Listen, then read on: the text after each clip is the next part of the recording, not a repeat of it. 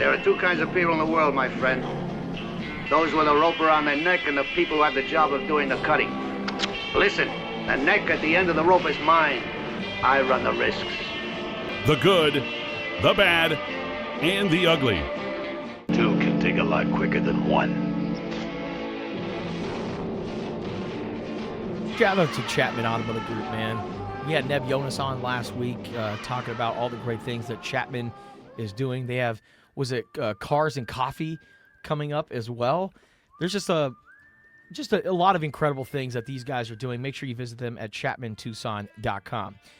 Okay, Ali, get us started. What's your good for this week? My good for this week is Arizona's football program. Damn straight. Just nothing but congratulations, applause, pats on the back, pats on the butt, attaboys for Brent Brennan and his staff. I mean, from where we were last year to bring the program back to we're a place where there's hope, there's happiness, there's positivity. And the best thing about this team is whether there's ups or downs, they're together. They're committed to the program. They're committed to each other, and they play with joy. Yeah. Right? And it really comes out on the field. A special shout-out to Arizona's defense. We talked about Dalton Johnson with 18 tackles, 7 solo, and half a TFL. But, Genesis Smith, 16 tackles, 7 solo. Tay Brown, who I thought was all over the field in that second half, 10 tackles, 3 solo, and 2 TFLs, 1.5 sacks, and a interception for a touchdown. Yep. I thought Tay Brown, that was maybe one of the best games I've seen him play. I thought Chase Kennedy was great in there. But before Max Harris got hurt, I thought he played awesome.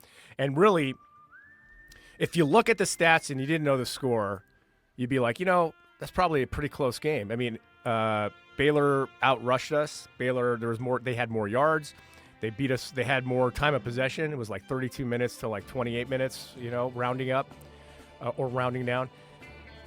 But that fourth quarter where Arizona outscored Baylor 20-0, in that second half in general, Arizona really clamped down the run much better.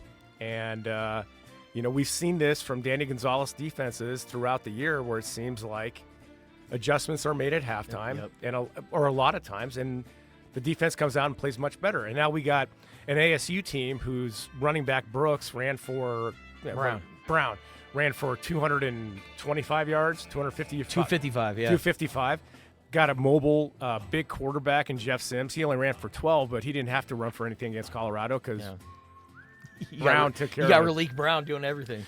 So the game plan's pretty easy, it seems to me, on defense is keep doing what you were doing in that second half of Baylor. I know there's some guys banged up. We'll see their participation during practice this week will kind of define how much they play, if at all, on Friday. Yeah. It's a short week, but, man, injuries and bumps and bruises associated with play are commonplace this time of the year for any football team. But my good is Arizona football. It's great season. Pat on the back to myself for saying we're going to win 8 games, maybe, and it'd be a home run grand slam if we win more than that. This guy. You guys, the one eyebrow up when I said that. Yeah, put that eyebrow down. But Dwayne Johnson. Yeah. What I'm cooking is being right. That's what I'm cooking. Yeah. So he's cooking it so hard no one can smell what you're cooking. Let me bring this baby home. The great thing about it is we've got really good people associated with our football program, from the front office and Gaiska and Fletch to Brent Brennan and the rest of the coaching staff, and it comes down to the players. And it's been a great season thus far. Job not done.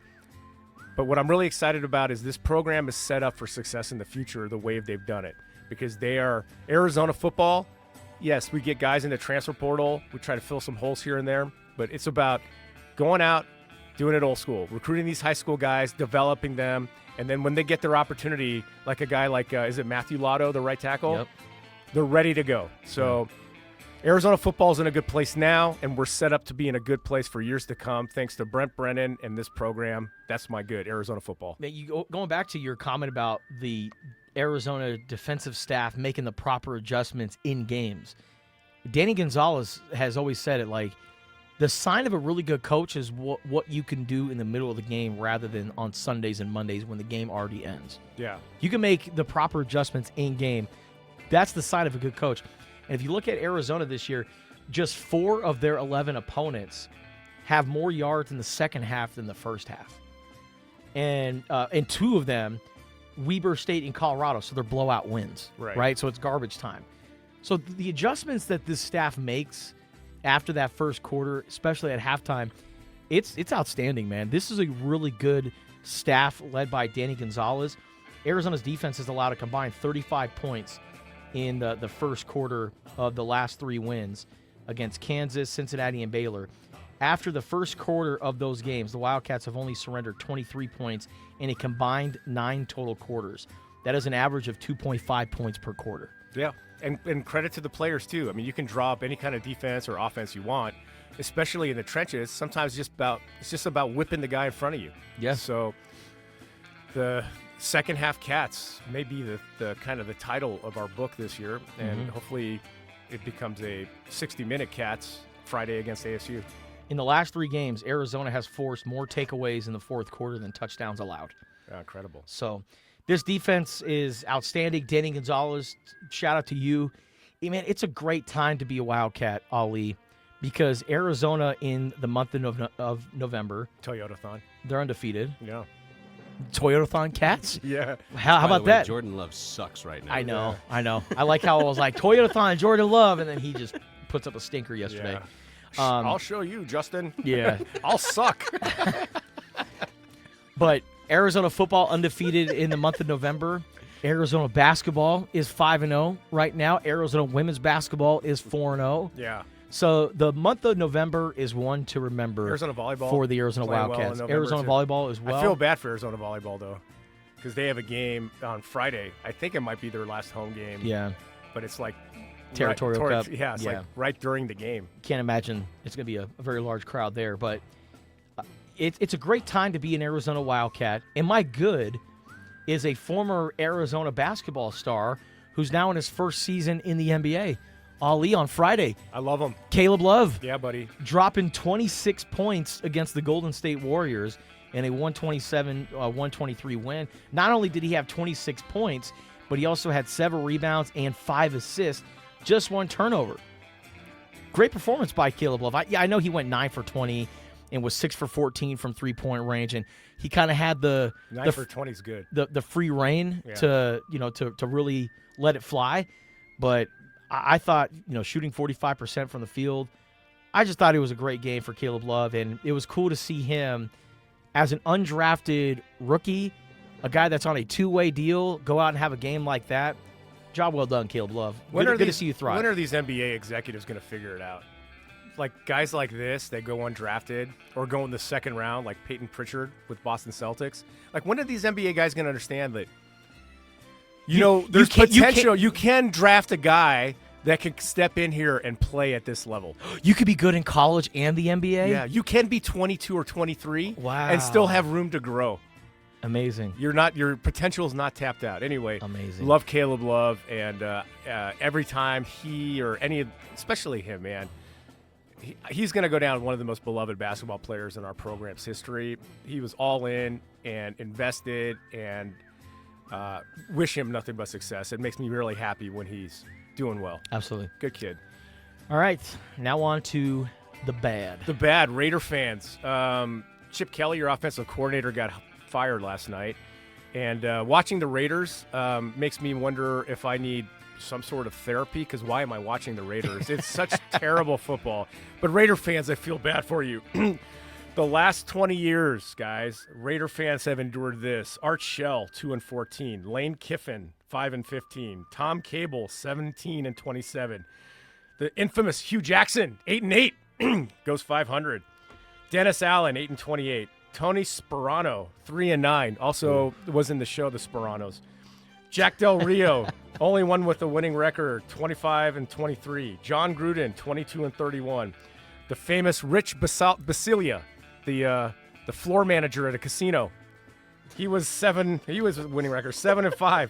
Josh McDaniels, 9-16. Antonio Pierce, U of A legend, 9-17. And now Pete Carroll, 2-9. In those last 20 years, they've gone through 14 quarterbacks and they have 0 playoff wins. Oh, man. So when I'm like down in the dumps because the Steelers got the ball at the 50 with a minute to go and first down, and they're only 3 down, and maybe we can go tie this game or win it, and we got the best kicker in football, and we don't get it done, and we lose to the Bears in stupid fashion, I'm like, at least I'm not a Raiders fan. Mm-hmm. So Raiders fans out there, sorry. I feel bad for you, but that's my bad. The Raiders. The Raiders! Bad. So I am going to stick with the NFL train, Ollie, for my bad. And this one is for a team that is very close to us in proximity, and that is the Arizona Cardinals, because they found yet another interesting way to lose a game. So, they've been on they've been bad. I mean, a lot of one-score losses. They played respectable. Yeah, I mean they're not competitive. They're not like Raiders bad. No, they're not Raiders bad, but they just find ways to lose games. And since 2021, teams were 50-0 when posting a +4 turnover margin. And then the Arizona Cardinals became that one team to lose it. Yeah. +4 in the turnover margin, and yet they lost to the Jacksonville Jaguars 27-24. God, Spencer Lawrence was terrible. Yeah. And I'm not calling him Trevor. He's Spencer. Yeah. Yeah. So, yeah, the penalties, I mean, the Arizona Cardinals had 7 for 53 yards, and just play calling, it was just all bad for the Arizona Cardinals. So despite creating a bunch of turnovers and a bunch of takeaways, they figured out a way to lose that game. Is it the least talked about thing around the Cardinals is Kyler Murray healthy, and is he going to play again this year, or they're done with him? I think they're done. I think they're done. Is he even at the games? Yeah, he's on the sidelines. Yeah. But he's just not playing. And I think there's maybe a mutual agreement that they are done after this year. Is this surprising to you that there's Not at all. there's not more discussion about, is there a mutual agreement that he's not going to play anymore? No, they're just painting it as, he's hurt. He's hurt. But I'm like, if he's not hurt and he's just on the sideline chilling, can't the Cardinals get reprimanded for that? Can't you get in trouble for that? No. Okay. Yeah, the guys get hidden on the IR all the time. I just think it's over for Kyler Murray. I think welcome to New York, buddy. Welcome to New York. Or maybe the Rams? Because his stock is now so bad. Maybe a team like the Rams or whoever, they only give up like a 5th round pick for him. But he's a backup. Because you think Matthew Stafford he's got 30 touchdowns and 2 interceptions. Is this it for him? He's done after this? No. Well, He just signed an extension. I mean, The Rams- one more year, and then you put in Kyler Murray. I don't know, man. Cleveland's looking for a bad. Well, we just talked about my bad is the Raiders. No man was ever meant to be a Raider more than Kyler Murray. No. So that's where he's going. All right, let's get to the ugly. Ugly. I was going to play this clip, but I didn't send it to you, so you can't play it. But Nick Saban on Saturday talking about the state of college football. And they were talking about Lane Kiffin with all the rumors of him going to LSU, and he's going to decide after the Egg Bowl, and all the rumors and things circulating around college coaches. And Nick Saban, as he's wont to do and should be the commissioner of college football, said something very astute, which is if you're going to fire your coach midseason, you should not be able to talk to another coach that's actively coaching in college football until the season is over. And if you do, you're prohibited from hiring that person or you're somehow sanctioned. But there's a coach comes in, talks to young men, makes promises, says, this is the program, we want you, I'm your coach. And then you're 6 or 7 games in and you're hearing rumors of your coach is talking to the athletic director or president or a booster of another school. It shouldn't be that way. There should be a dead period where you want to fire your coach midseason? That's fine. That's on you. You cannot talk to another active coach on any staff until the season's over. It shows a lack of integrity in college athletics when you do that. I mean, if an NFL team fired if the New York Giants, who fired Brian Daboll, were actively talking to Mike Tomlin, they would get like draft picks taken away. They would get fined millions of dollars. You shouldn't be able to do it. So college football needs a lot of fixing because it lacks the biggest problem I have with college athletics right now is not everywhere, but in a lot of places it lacks integrity. And it's a sham. There's no pageantry of sports, and every argument you made as to why players can't be made, now we know what a facade that was and what a lie that was, and you guys show your cards every time. So the lack of integrity in college athletics, college football in particular, needs to stop. And if you want to hire a new coach, cool. You can't do it until the last game is December 7th until December 8th. My ugly for this week. And no agents either. Here. Agree with you. So my ugly, and I'll keep it very, very quick, is Georgia football. And I feel like I've done this before. They've been on the good, the bad, and the ugly. Well, they have yet another reckless driving incident. So Georgia backup offensive lineman Nair Daniels is facing more than a dozen criminal charges, including 3 felonies, after he allegedly attempted to flee from police in Commerce, Georgia on Sunday.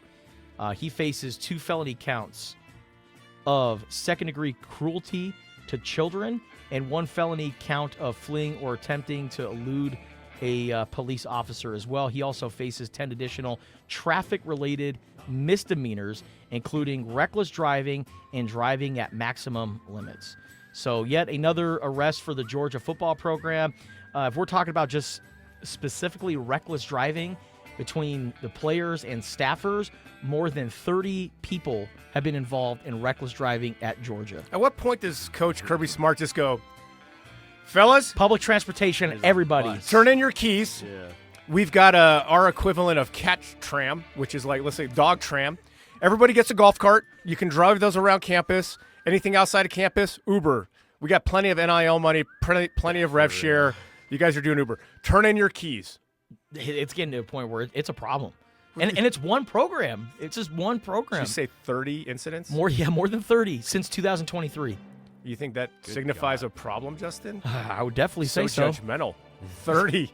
Yeah. 30. God, cut him some slack. Yeah. Turn in your keys. Put them in the hat. Yeah. You'll get them when you graduate. Yeah. And it's always like the same cars too, like it's like the Dodge Charger, the Hellcats, Pontiac Trans Am with the Firebird on the hood. It's always the fast cars. It's All right, one of the coolest cars ever made. Andrew, you said you had it ugly. I do, yeah. My ugly is Syracuse football. Did you Oh, guys see that over the weekend? 70-7. 70-7, and I think they might have taken the worst 70-7 beating between, I think you can overlook Arizona's a little bit now. Don't recall what you're talking about. That's true. I don't know what I'm talking about either. Yeah. But Notre Dame beat Syracuse 70-7 over the weekend. Notre Dame was up 21-0 in the first quarter without taking an offensive snap. Syracuse's first 3 drives were pick 6, block punt for a touchdown, and pick 6. After their first 5 offensive snaps, Notre Dame led 35-0. Notre Dame's quarterbacks threw 9 for 15 for 67 yards and 1 touchdown, but they rushed for 329 yards total. Running back Jeremiah Love had 8 carries for 171 yards and 3 touchdowns. Damn. He averaged .37 touchdowns a carry. Syracuse had 44 minutes of possession. Notre Dame had 16, so they scored a touchdown statistically every 96 seconds. And the last time Syracuse lost this bad, Grover Cleveland was president in 1893. Damn. Yeah. Yeah, Notre Dame's backup quarterback rushed for 59 yards. The 21-0 without touching the ball. That's crazy. Can you imagine if you're like the starting quarterback for Notre Dame and you're just seeing this like, dude, this is the easiest one ever, bro. This is awesome.